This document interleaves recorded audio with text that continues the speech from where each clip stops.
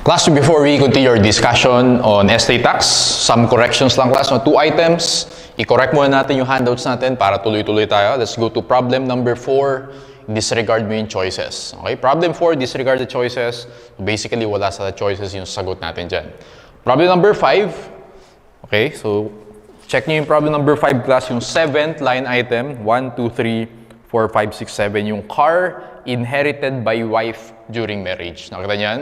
So, car inherited by Mr. X dapat during marriage. So, yung wife, palitan mo ng Mr. X. Okay? So, ayan. So, meron tayong 2 corrections.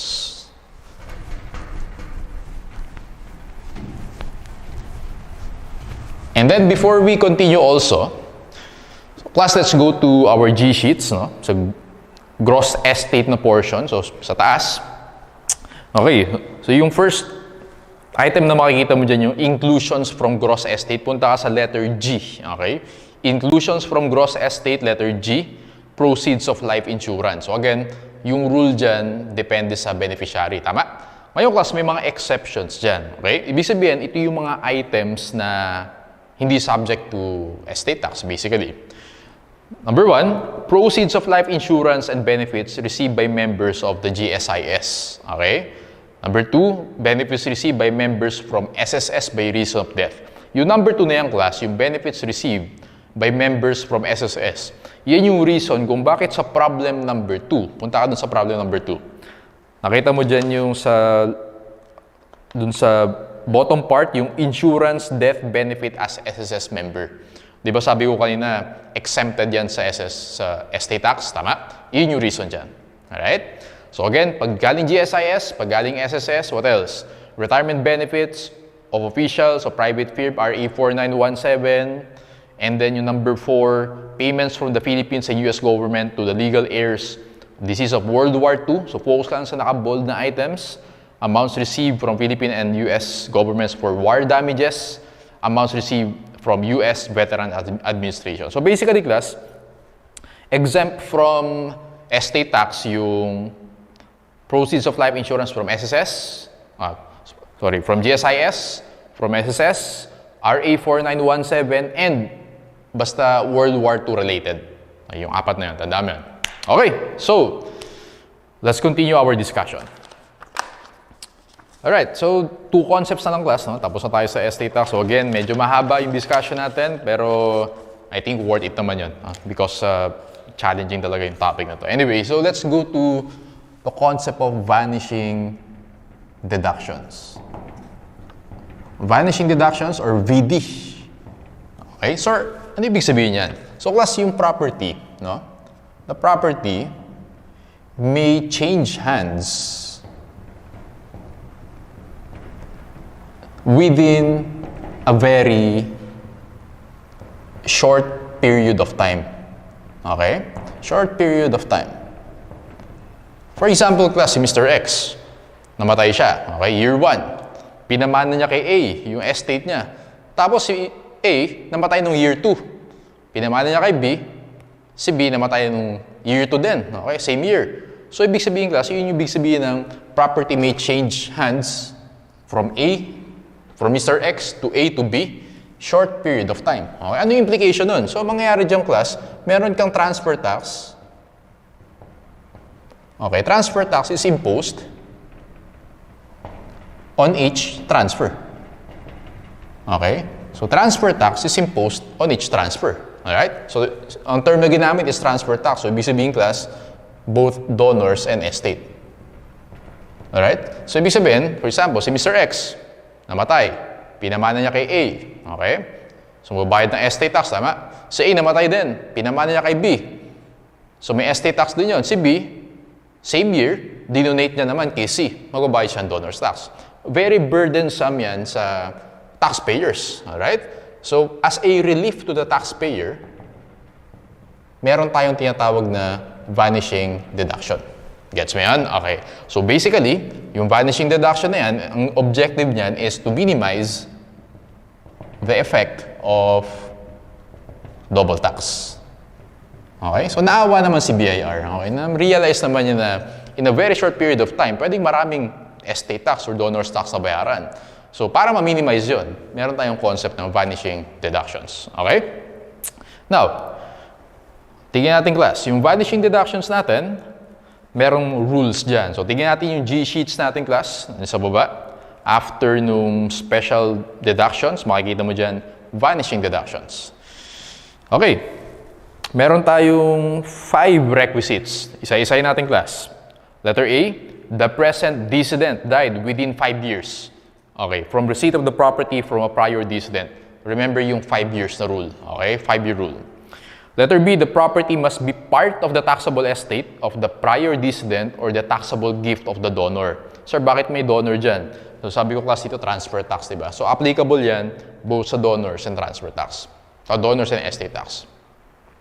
Letter C, the estate tax on the prior succession or the donor's tax on the gift had been finally determined and paid. Okay? Letter D, the property on which vanishing deduction is claimed can be identified as the one received from a prior decedent or from the donor or something acquired in exchange for it. And letter E, ito very important, no vanishing deduction on the property was allowed to the estate of the prior decedent. Okay? So, klase yun yung requisites, 5, before you can apply the vanishing deduction. Okay? So now, I'll give you an illustration para mas ma-visualize mo yan. For example, kasi Mr. X, no? Ganito nangyari. Mr. X died, and then, yung land niya, okay, pinamana niya kay B. Ayan, pinamana niya kay B. Now, 3 years after, okay, so 3 years after, namatay si B. Lagay ko dito, 3 years. Okay, so yung land, pinamana niya kay C. And then, after 4 years, namatay si C. Okay, pinamana niya yung land kay D. Alright? And then, si D naman, after 2 years, sobrang malas ng property na yan, lagi may namamatay, pinamana niya kay E. And then last one, si E, after 6 years, namatay. Pinamana niya yung land kay F. Ayan. So, ganun yung nangyari. So, illustration ko class, puro namatay na lang. Para subject to estate tax. Pero pwede rin na donor's tax yan. Okay? Let's say, instead of si C namatay, dinonate niya yung land kay D after 4 years. Pwedeng ganun. Okay? But anyway, so para consistent tayo, estate tax ang pag-usapan natin. Tignan natin class ha. Check natin kung yung vanishing deductions, applicable ba yan dyan sa mga transaction na yan. Okay. Unahin muna natin to. Si Mr. X namatay, pinamanan niya yung land kay B. Well, hindi pa applicable yung vanishing deduction dyan. Kasi yung vanishing deduction, nag-a-apply siya sa subsequent na transfers. Okay? But this one is obviously, lahat yan subject to estate tax. Okay? Next. Si B, after 3 years, pinamanan niya yung land kay C. Okay? Pwede ba mag-claim si B ng vanishing deduction? Yes. Si C, after 4 years, pinamana niya yung land kay D. Can C claim vanishing deduction? No. Bakit, sir? Kung titignan mo class yung requisite letter E, nakalagay dyan, requisite letter E, no vanishing deduction on the property was allowed to the estate of the prior decedent. Dapat daw walang deduction, walang vanishing deduction sa prior decedent. Sino yung prior decedent? Si B. Okay? May vanishing deduction dito, so therefore, si C hindi siya pwede mag-claim ng vanishing deduction. Okay? Bawal yung consecutive. Okay? Next. Si D, after 2 years, namatay siya, pinamana niya yung land kay E. Pwede ba? Yes. Bakit, sir? Kasi wala ka namang vanishing deduction sa prior decedent. Gets? After 6 years, namatay si E. Okay? Pinamana niya yung land kay F. Can E claim vanishing deduction? Answer is no. Bakit, sir? Kung titignan mo class yung requisite letter A, the present decedent, si E, okay, died within 5 years from receipt of the property. So, ang ginawa niya, 6 years from receipt of property. So, sumobra na 5 years, hindi siya pwede mag-claim ng vanishing deduction. So, tandaan mo lang, para makapag-claim ng vanishing deduction, 5 years yung rule, and dapat walang vanishing deduction yung prior decedent. Okay? Now, sir, alam na namin kung kailan pwede mag-claim ng vanishing deduction. Paano namin, sir, yan i-apply? Actually, class, meron tayong step by step, no? Titignan mo, after yung requisites, makikita mo yung steps. Letter A, determine the initial value. Okay? And then, tingnan natin. determine the initial value. So, focus ka lang sa naka-bold na items or the initial basis.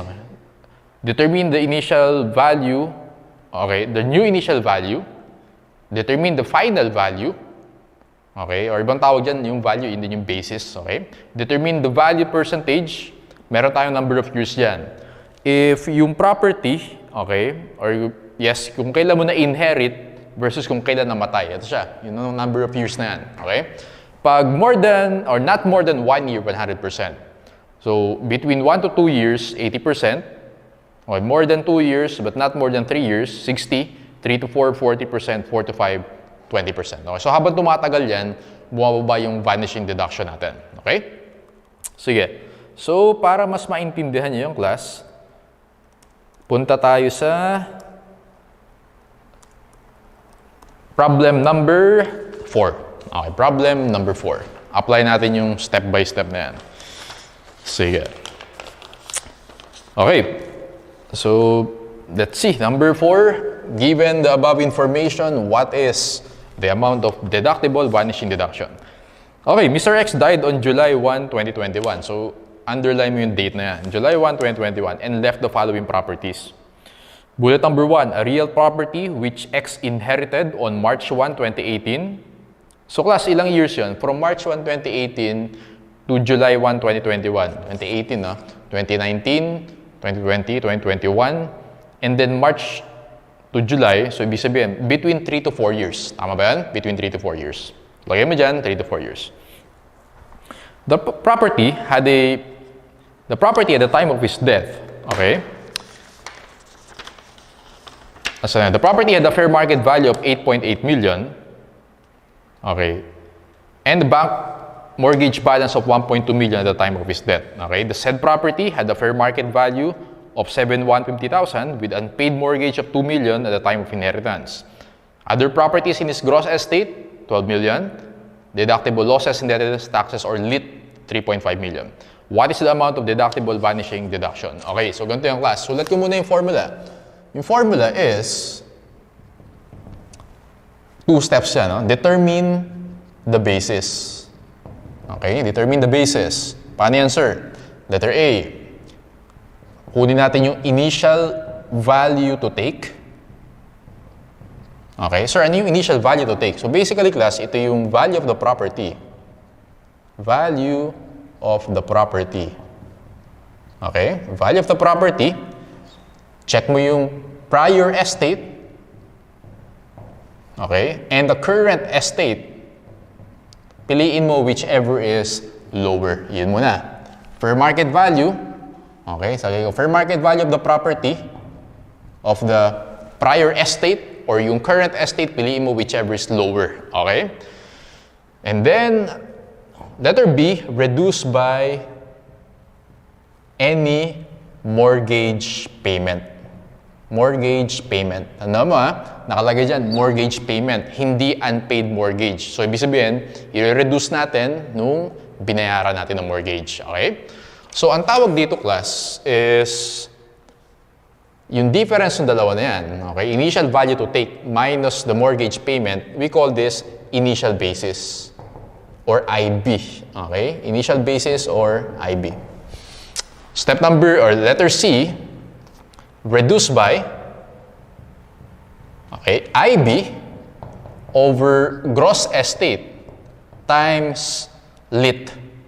Okay, or times, lagay ko na dito, all deductions. Okay? Siyempre, except vanishing deduction kasi yun yung kino-compute natin. Alright?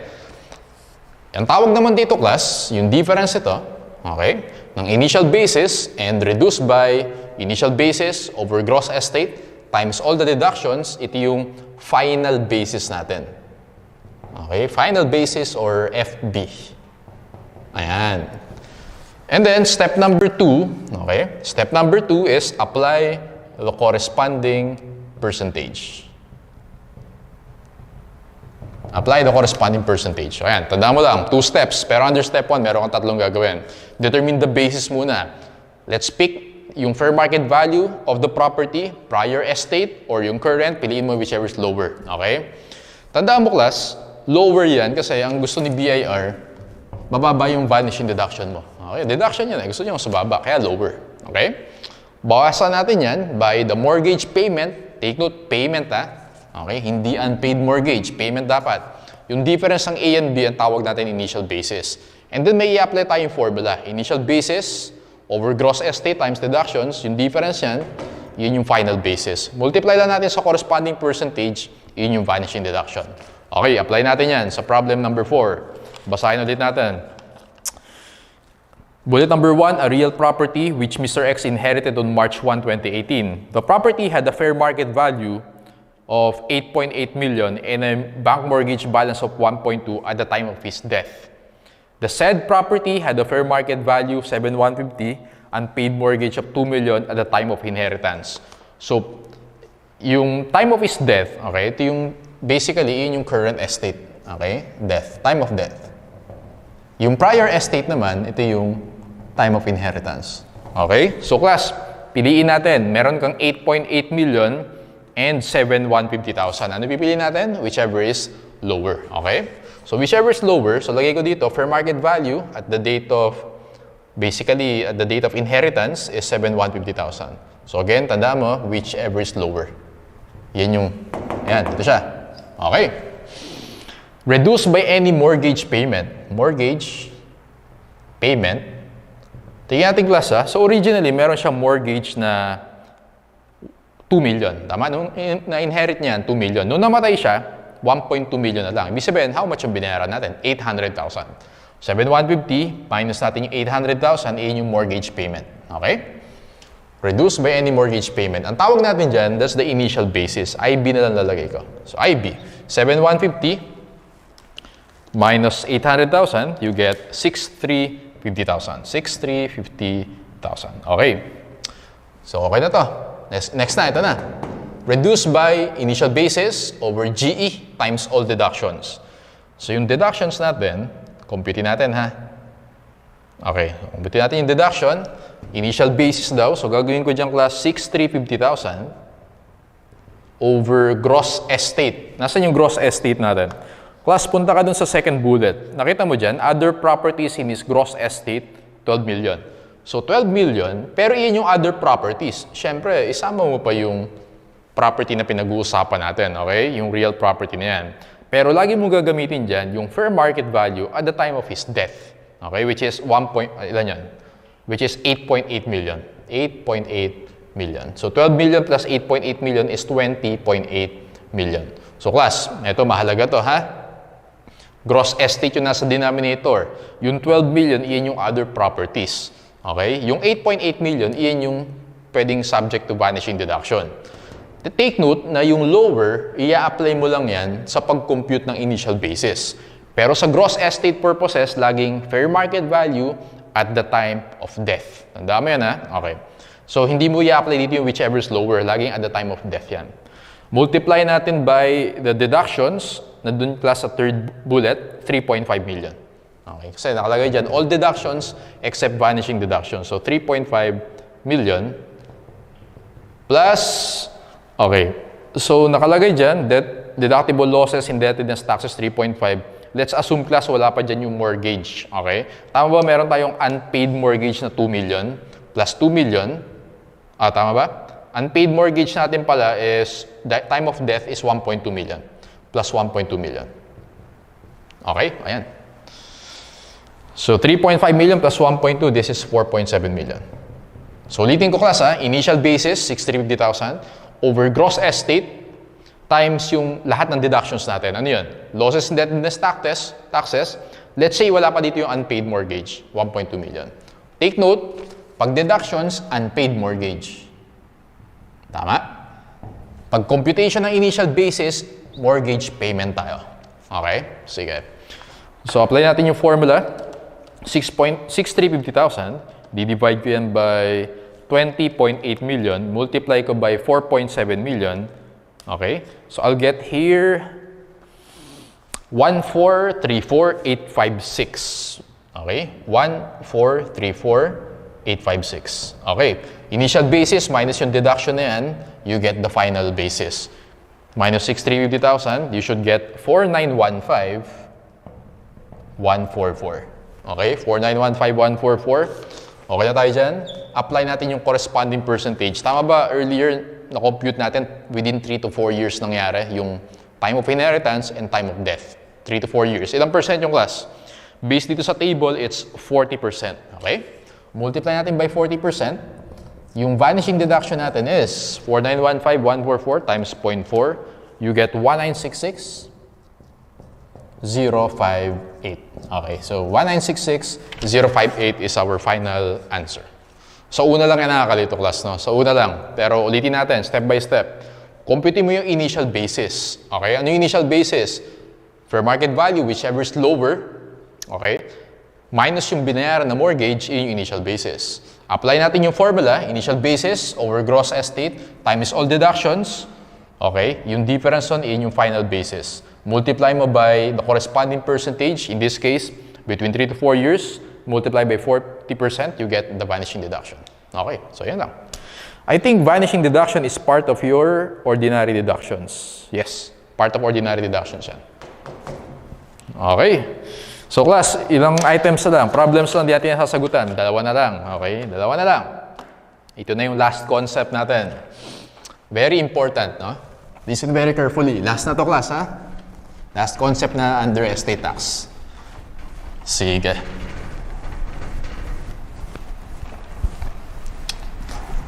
Okay, so yung last concept na i-apply natin under estate tax is what we call property relations between spouses. Okay, so discuss ko muna and later pakita ko sa inyo kung ano yung importance yan. Okay? Property relations between spouses. Mag-govern dito, class, specifically yung Article 74 of the Family Code. Okay, so if you have time, pwede mong basahin yan. Article 74 of the Family Code. So obviously, the property relations between spouses, this is governed by the Property Code of the Philippines. Okay? Now, i-discuss na natin, syempre, yung scope ng sipale. Alright? Ngayon, class, before marriage, no, si Mr. X and Mrs. X, before marriage, dapat mag-agree muna sila sa tinatawag natin na marriage settlement. Okay? Mag-agree sila. So, spouses shall agree on marriage settlement. Okay? Marriage settlement. Ayan. Or, mas kilala natin yung marriage settlement sa term na prenuptial agreement or prenup. Okay? So, bago ang magpakasal, okay, yung mga papakasal dyan, mag-agree muna kayo sa marriage settlement or yung prenup. Okay? Tatlong klase yung class, yung marriage settlement in the Philippines. No? Ito yung mga property regimes natin na available. Property regimes. Number 1, we have the complete separation of property. Okay? Or let's call this CSP, complete separation of property. Number 2, we have the conjugal partnership of gains or CPG. Ayan. And absolute community of property or ACP. Ayan. So CSP, complete separation of property. CPG, conjugal partnership of gains. Or absolute community of property or ACP. Okay, so before marriage settlement, mag-agree muna kayo dyan. Okay. Ano ba tayo? CSP, CPG, or ACP? Okay, pero in the Philippines, usually wala halos gumagawa ng prenup agreement. Konti lang, okay? So pag ganung class, pag wala kayong agreement, ito yung magpe-prevail sa inyo. So in absence of marriage settlement or prenuptial agreement, basically yung family code yung magpe-prevail dyan or operation of law. Ganito yung class. This is August 3, 1988, okay? August 3, 1988, basically, yung class yung effectivity of the family code. Tandaan mo yun, ha? Ito yung effectivity of the family code. FC na lang. Family code. Now, before August 3, 1983, before August 3, 1988, okay? Pag before dyan, dun kinasal, let's say yung parents mo, no? Ang magpe-prevail na property regime is conjugal partnership of gains. Okay? Before August 3, 1988, kinasal yung parents mo, CPG yan. Okay? Pag naman on or after August 3, 1988, which is the effectivity of the family code, ACP yan. Okay? Absolute Community of Property. Ulitin ko, ang magpe-prevail muna, syempre, yung pinag-usapan ng spouses. Kung ano yung marriage settlement nila or prenup. Pwede nila pag-usapan kung alin sa tatlo na yan. Pag wala sila pinag-usapan, ito yung magpe-prevail. Okay? Before August 3, 1988, conjugal partnership of gains. On or after August 3, 1988, absolute community of property. Okay? So class, take note na most of married Filipinos, dito siya nagpo-fall sa CPG. Okay? Kasi karamihan, kinasal before August 3, 1988. Okay? Now, tignan muna natin class. Isa-isahin muna natin. Sir, ano ba ibig sabihin ng complete separation of property? Okay? Actually, mag-focus tayo sa dalawa na ito. Ibig sabihin na ng complete separation of property, pag-uusapan nyo kung kanino mapupunta yung properties na yun. I-specify nyo, o yung kotse na to, sa akin yan, Mr. X yan. Yung land na yan, o sa yan, Mrs. X. Ano kayo, pag-uusapan nyo, kanya-kanya kayo ng properties basically. Okay? That's what you call complete separation of properties. Okay, now, mag-focus tayo dito sa conjugal partnership of gains and absolute community of property kasi yun yung sa board exam natin. Okay? Tandaan mo, class, na ang importance nito, kung bakit natin inaaral to, because, for example, si Mr. X namatay siya. Okay, Mr. X died. Yung properties na subject to estate tax, okay, dapat yung properties owned lang ni Mr. X. Tama? Ngayon, pag meron siyang jointly owned by Mrs. X, okay, pag jointly owned, tatanggalin natin yun. Kasi class, yung properties ni Mrs. X, dapat hindi yan subject to estate tax. Bakit sir? Kasi buhay pa si Mrs. X. Ganun lang ibig sabihin yan. Okay? Ang term diyang class is share of the surviving spouse. Share of the SS. So ulitin ko. Pag namatay si Mr. X, dapat yung properties lang na subject to estate tax, yung properties ni Mr. X. Does that make sense? Pero class kasi may mga properties na jointly owned ni Mr. X and Mrs. X. Tatanggalin mo yung owned ni Mrs. X. Bakit sir? Kasi si Mrs. X, buhay pa siya. Hindi pa siya subject to estate tax yung properties niya. Tawag natin doon, share of the surviving spouse. Gets? Okay. Yun yung importance sa pinag-aaralan natin. Yun yung class. Medyo nakakalito yung dalawa na yan. Pero ito lang tatandaan nyo. Ito yung general rules natin. Listen very carefully. Last na to. General rules natin sa CPG and ACP. Okay? Let's say, class, dito kinasal dito yung marriage na. Okay? Marriage ni Mr. X and Mrs. X. Okay? Dalawa gawin natin illustration. Kapag sinabi mong conjugal partnership of gains, class, gusto ko mag-focus ka dun sa PG. Okay? Partnership of gains. Ibig sabihin, partners, si Mr. X and Mrs. X sa lahat ng gains. Ano yung mga gains? Fruits. Okay? Fruits of the property. Ano pa? Salaries, income, and so on and so forth. So, ibig sabihin, class, kapag CPG, lahat ng fruits and salaries and income ni Mr. X and Mrs. X, sa kanila pareho yun. Okay? Conjugal yun. So, ganito yan. Ulitin ko. Conjugal partnership of gains, okay? Lahat ng properties before marriage, exclusive yan. Sir, ano ibig sabihin na exclusive? Ibig sabihin na exclusive, class, separate, okay? Separate lang ibig sabihin yan. It means, for example, ang pinag-uusapan natin is si Mr. X. Lahat ng properties na dadalhin ni Mr. X, okay, sa marriage, pag before marriage niya, nakuha yan, sa kanya pa rin yan after marriage. Exclusive pa rin kay Mr. X yan. Okay? Pero lahat ng properties, okay, na i-acquire during marriage, conjugal na yan. Pag sinabi kong conjugal, isipin mo lang, class, ang ibig sabihin yan, joint. Okay? So, lagay ko dito, pag sinabi kong conjugal, joint ang ibig sabihin yan. Alright? So, sir, ano yung implication yan? Kung joint yan, kung conjugal yan, yung kalahati niyan, tatanggalin natin. Kasi kay Mrs. X yun. Yung kalahati niyan, yun lang, yung another half, yun lang yung magiging subject to estate tax. Yung may-ari, yung owned lang ni Mr. X. Okay, gets? So medyo nakakalito class, pero later, i-apply natin sa handouts natin yan.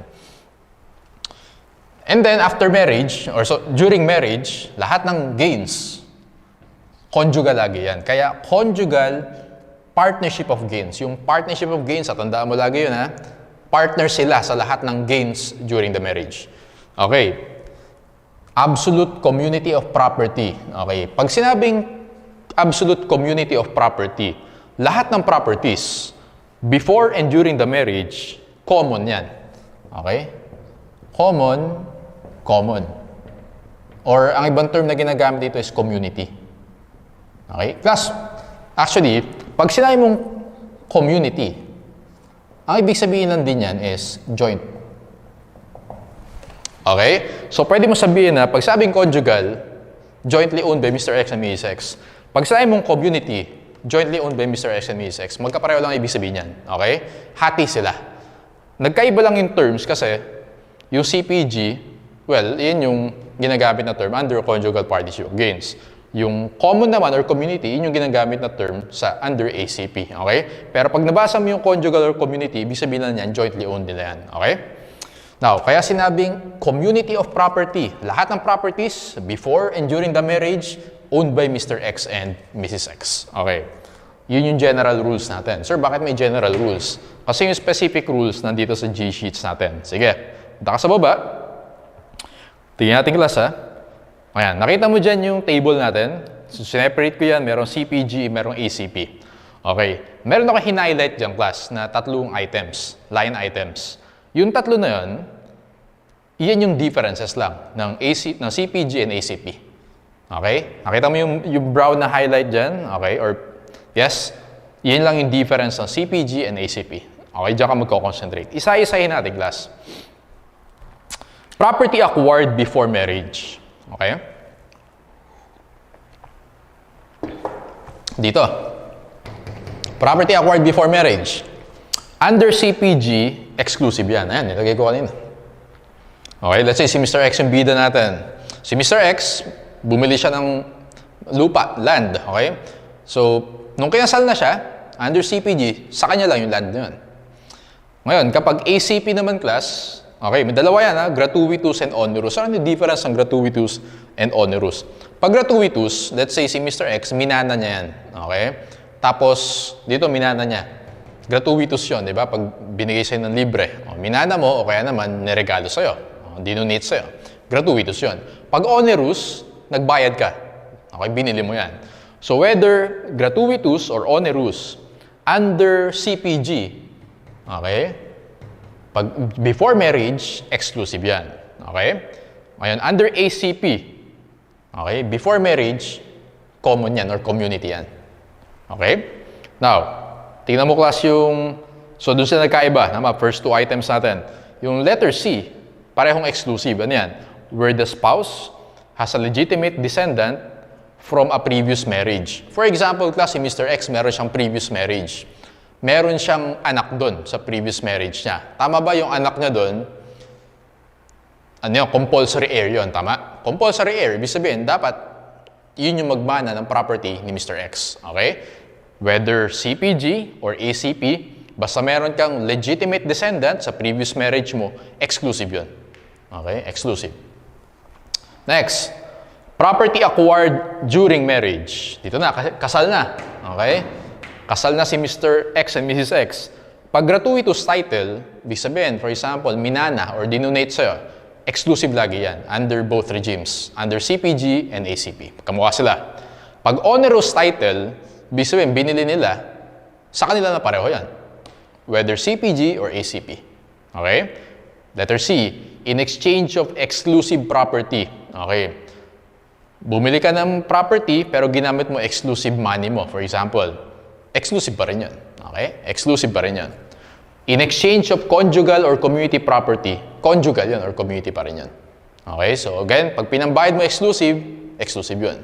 Pag pinagbayad mo conjugal or community, conjugal or community yun. Gets? Okay. Fruits or income from exclusive property. Okay. Ito pa yung last na difference. Tatlo lang naman yung differences, tama? Yung AB, and then ito yung letter E. Fruits or income from exclusive property. Ito class yan, tanda mo. Kaya ako sinabi kanina na partnership of gains. Lahat ng gains, conjugal. Kaya nakalagay dyan, fruits or income from exclusive. Kahit exclusive pa yan. Under CPG, conjugal yan. Gets? Under ACP, exclusive yan. Ayun, doon sila nagkaiba. Fruits or income from conjugal or community property, well, obviously, galing yan sa conjugal or community. Conjugal yan under CPG, community yan under ACP. Okay, last one. Property for personal and exclusive use of either spouse. Okay, under CPG, exclusive. Under ACP, exclusive. May exception. Yung exception class, nag-a-apply lang yan sa ACP. Okay?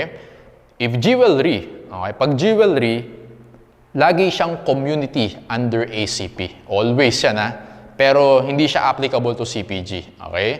Sa CPG, ayan, yung jewelry na yan, under ACP lang. Walang minention na ganyan sa CPG. Ulitin ko, property for personal exclusive use of either spouse, exclusive yan. Okay? Except jewelry. Under ACP, laging community and jewelry. Okay? So I know na nalilito pa rin kayo as of now kasi dami sinabi, no? Pero mag-focus ka dun sa naka-highlight na items. Iyan yung major differences nila. Now, apply natin yung class sa last two problems natin. Okay?